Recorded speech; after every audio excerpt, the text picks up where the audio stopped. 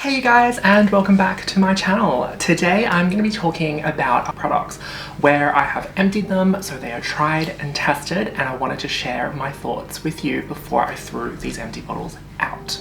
Now, I don't know about you guys, but for me, I personally really love watching these kind of videos by other YouTubers because when they're empty, you know that they've been tried, you know they've been tested, you know that you're going to get some real thoughts and comments on them. So, without further ado, let's get started. Oh, but if you are new to my channel, welcome. Thank you for clicking on my video. Basically, I do luxury videos. I talk about things that I buy, where I travel, places that I go, and also I give a lot of, my honest thoughts and feedback on items that I purchase. Things like this, luxury items as well. I do have a day job as a lawyer, and that is my primary source of income, so I don't rely on YouTube, for any of that stuff. So if you're looking for an honest voice, please definitely hit that subscribe button. So the first product I'm going to be talking about is from AlphaH, and it's a brand that has been trending for their, liquid gold products. It's recently got a huge spike in popularity, but I'm not going to be talking about that one because I've actually already done a video on that about a year ago. I got that as a birthday gift, I think. Today I'm actually going to be talking about AlphaH, the Daily Essential Moisturiser. Now, this is SPF 50 and it is fantastic. I really love the texture of it. It feels amazing on the skin. It's nice and soft, it's moisturizing, and it gives you SPF. And that was really kind of what I was looking for in my products with sunscreen, because sunscreen is mandatory in your beauty routine. If you have nothing, if you're the laziest person in the world and you could only have one product in your beauty routine, make it a sunscreen because it is so important. And this one is actually a really good one. It combined the best of both worlds. What I really wanted was a good transitional product to go from my skincare routine to my makeup routine. So to be able to find a product that combines the moisturizer and the sunscreen, which means I don't have to slather another layer of thick cream on, is so good. If you guys are looking for a really good moisturizer that also has really good SPF, 50 plus, definitely check out this one by AlphaH. It is so good. All in all, I definitely really like it. It goes on really well. It's not greasy, which is the number one thing with SPF. It's not greasy, and it's moisturizing as well. I don't have flaky, dry, cracked skin when I'm using this. I have really nice and hydrated skin. I have really hydrated skin, or I feel like I have really hydrated skin when I use this, so it's a really good product. Highly recommend. The next product that I'm going to be talking about is something that is actually sold on, I think it's Sephora, which is the Dear Dahlia facial cotton pads. And I just want to say something really quickly. I do not recommend getting these. I would go, these are about $5 or $6 a box. If you're going to be spending this much on cotton pads, go for the Shiseido cotton pads. Those are so much better, which is what I'm using right now, in terms of for my essences, toners and stuff like that. I use that kind of, and makeup removers, I use that, the Shiseido ones. These ones, Dear Dahlia, do not recommend. They break apart in your hands as you're using them. They absorb the moisture too well, so because with cotton pads, what you want is that you want it to soak it up a little bit, but then you want to be able to use it to remove your makeup, to tone your face, whatever it is. These soak up the product a bit too much, and so you don't really get that effective of, removing makeup or toning or whatever. And they also break apart. They're really thin and they kind of tear, and it's not great. So I do not recommend the box of Dear Dahlia facial cotton pads. Next, I want to talk about the iconic Chanel hand cream. This is honestly probably one of my absolute favorite hand creams. It is expensive, it is a splurge, but it is so worth it. If you could only have one hand cream to carry around with you for the entire day, using it at home, using it outside, after work, whatever it is, definitely make it the Chanel one, because this is so perfect. It is so nourishing. It feels amazing on your hands. Your hands just feel hydrated and supple and soft, but it doesn't feel greasy. Like, I am actually a bit of a nerd, or a geek, or whatever you want to call it. I play video games, and I am able to go to the bathroom, wash my hands, and so you know how when you use soap to wash your hands feel really like dry? Yes, so every time I wash my hands, I always have hand cream with me. And I'm not sure if you guys are at work or something, but when you use your hand cream and you use your mouse, you can feel that grease transfer onto your mouse, onto your keyboard. You can see the grease patches, so, you know, whether I'm at work or playing video games or whatever. And this hand cream doesn't do that. You feel nourished and hydrated. Your skin feels amazing. You can use your computer, you can use your mouse, your keyboard without having that grease transfer, and it is incredible. This was the perfect hand cream. It's a splurge, but I think it's worth it. Now, sticking on Chanel for a product that I don't think was quite worth it is actually the Chanel Noir Signature Eyeliner. So this product is not the best. This was super expensive, and when I tried it in store, it was really nice. It went on really smoothly. The eyeliner was incredible. It's a liquid eyeliner. Went on incredibly. It dried quickly, and it was so good. So I bought it. I went home, and it was, you know how like when the eyeliner like runs, it doesn't properly dry. And it just started going everywhere. It was all over my under eye. It made me look like a panda eye. I already had purchased it, and I was like, you know what, I'm gonna cut it some slack. It might have just been the tester, because it did, when I put it on, it did feel really good. It was really easy and smooth. And so I gave it the benefit of the doubt. I then continued to use it, and unfortunately, every single time, it would do the same thing. Towards the end of the day, I would have like black eyes, because the unfortunate thing about my eyes is I have hooded eyes.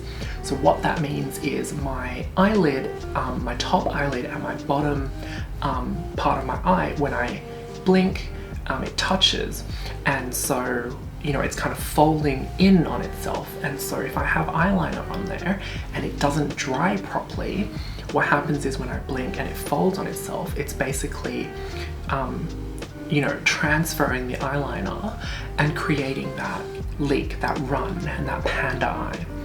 So not good. So I really didn't like this product. It may work better on other people, but for me, this was not it.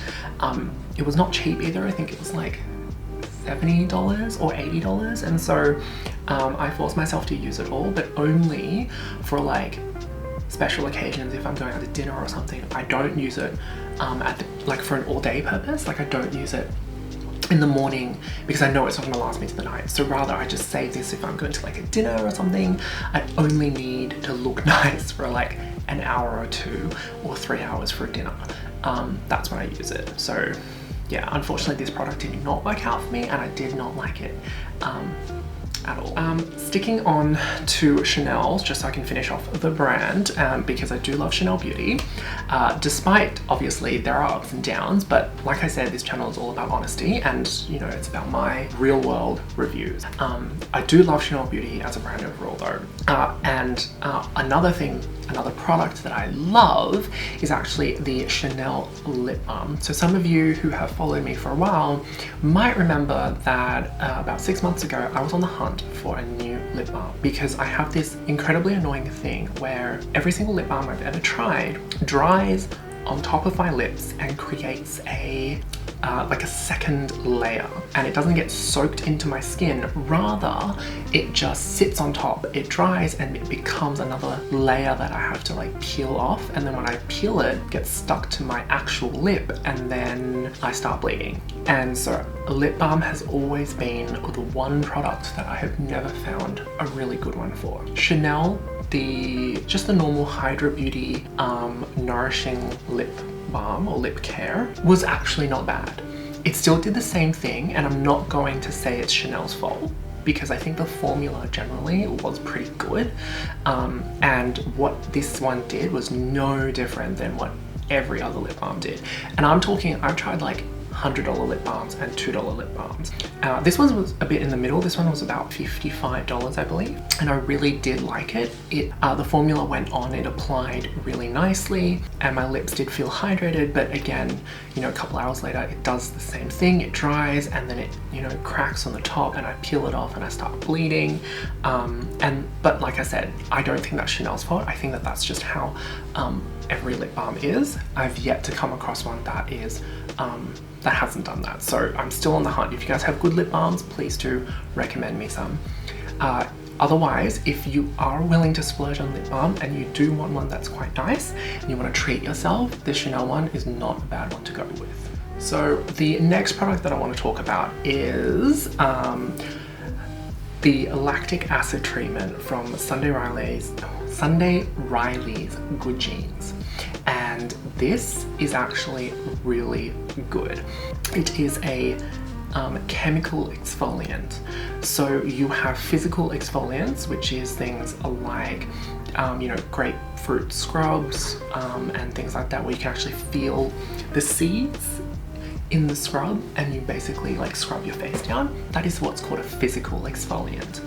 This is a chemical exfoliant, which means that it increases cellular turnover. So it wipes away your dead skin cells to help your skin regenerate new ones.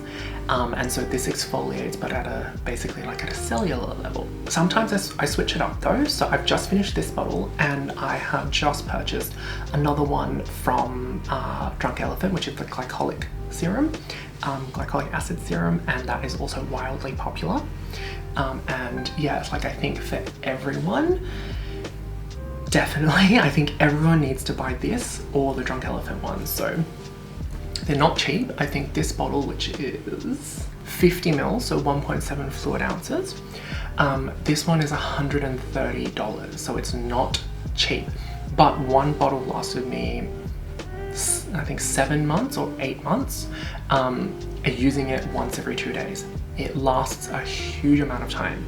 Okay, now, last but not least, I want to talk about the Makeup Forever setting spray, the Mist and Fix setting spray.